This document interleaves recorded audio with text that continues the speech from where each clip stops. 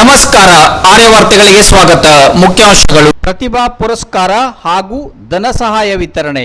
ವಾರ್ತೆಗಳ ವಿವರ. ಸ್ವಾಮಿ ವಿವೇಕಾನಂದ ಶೈಕ್ಷಣಿಕ ಮತ್ತು ಸಾಂಸ್ಕೃತಿಕ ಟ್ರಸ್ಟ್ ಅಂಕೋಲಾ ಇವರು ವರ್ಷಂಪ್ರತಿಯಂತೆ ಪ್ರತಿಭಾ ಪುರಸ್ಕಾರ ಹಾಗೂ ಧನ ಸಹಾಯ ವಿತರಣಾ ಕಾರ್ಯಕ್ರಮ ಹಮ್ಮಿಕೊಂಡಿದ್ದರು.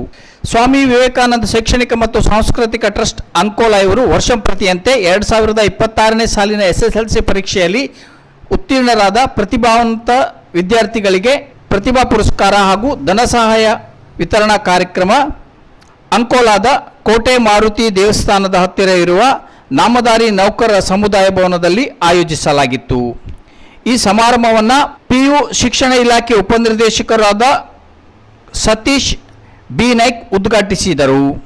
ಅಧ್ಯಕ್ಷತೆಯನ್ನು ಸ್ವಾಮಿ ವಿವೇಕಾನಂದ ಶೈಕ್ಷಣಿಕ ಮತ್ತು ಸಾಂಸ್ಕೃತಿಕ ಟ್ರಸ್ಟ್ ಅಂಕೋಲಾ ಇದರ ಅಧ್ಯಕ್ಷರಾದ LK ನಾಯ್ಕ್ ವಹಿಸಿದ್ದರು.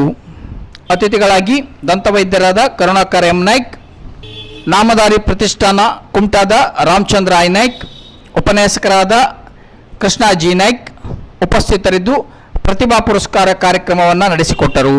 ಈ ಸಂದರ್ಭದಲ್ಲಿ ಟ್ರಸ್ಟಿನ ಖಜಾಂಚಿಗಳಾದ ಡಿ ರಾಮಪ್ಪ, ಕಾರ್ಯದರ್ಶಿ MM ಕರ್ಕಿಕರ್ ಸಹಕರಿಸಿದರು. ನಾಳೆ ಪ್ರಸಾರವಾಗುವ ಆರ್ಯವಾರ್ತೆಗಳೊಂದಿಗೆ ಮತ್ತೆ ಭೇಟಿಯಾಗೋಣ. ವಂದನೆಗಳು.